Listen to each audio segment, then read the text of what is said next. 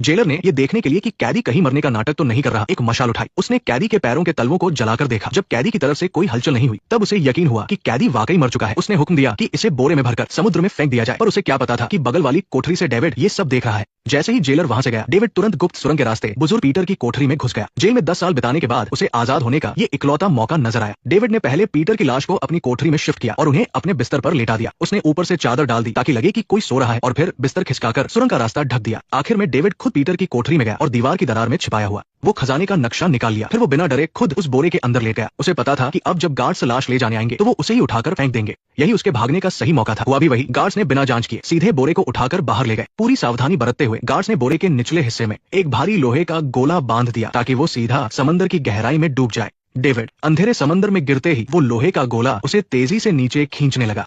पानी का भारी दबाव महसूस होते ही डेविड ने अपनी छुपी हुई छोटी चाकू निकाली। उसने पूरी ताकत लगाकर बोरा फाड़ दिया और अपने पैरों में बंधी रस्सी भी काट दी। वो भारी गोला गहराई में गिर गया और डेविड तेजी से ऊपर की ओर तैरने लगा। आखिरकार वो आजाद था, पर अब उसे बिना वक्त गवाए किनारे तक पहुंचना था। जल्द ही पुलिस को उसके भागने की खबर मिल सकती थी। तभी खाना देने वाला गार्ड कोठरी के बाहर आया। जब कोई जवाब नहीं मिला तो वो घबराकर अंदर गया। उसने जैसे ही चादर हटाई तो देखा कि वहाँ डेविड नहीं बल्कि वो बुजुर्ग पीटर लेटे थे। जेलर भी वहाँ पहुंच गया और ये देखकर हैरान रह गया कि डेविड की कोठरी और बुजुर्ग की कोठरी के बीच बहुत पहले से सुरंग बनी हुई थी। उसने तुरंत पीछा करने का हुक्म दिया। उधर डेविड हिम्मत जुटाकर किनारे पर पहुंच चुका था। ताजी हवा का झोंका उसके चेहरे से टकराया। वो आखिरकार उस नर्क जैसी जगह से बाहर आ चुका था। अगले दिन जब डेविड अपने घर की तरफ बढ़ रहा था, तभी उसका सामना पुलिस के सिपाहियों से हो गया। वो वक्त रहते पास के जंगल में छुप गया। दुश्मन उम्मीद से ज्यादा तेजी से ढूंढ रहे थे, इसलिए उसे अपनी ये कैदी वाली वर्दी जल्द से जल्द बदलनी थी। वो चुपके से एक घर में घुसा जहाँ के लोग खेतों में काम करने गए हुए थे। डेविड को वहाँ कुछ पुराने कपड़े मिले। उसने फौरन उन्हें पहना और अपनी वर्दी उतार दी। जैसे ही वो मुड़ा, उसकी नजर आईने में खुद पर पड़ी। उसने 10 सालों से अपना चेहरा नहीं देखा था। वो हंसता खेलता नौजवान नहीं रहा था। 10 साल पहले जब उसकी अपनी मंगेतर सारा के साथ सगाई हो रही थी, सब तरफ हंसी खुशी और दुआएं थी। वो उसकी जिंदगी का सबसे सुनहरा वक्त था।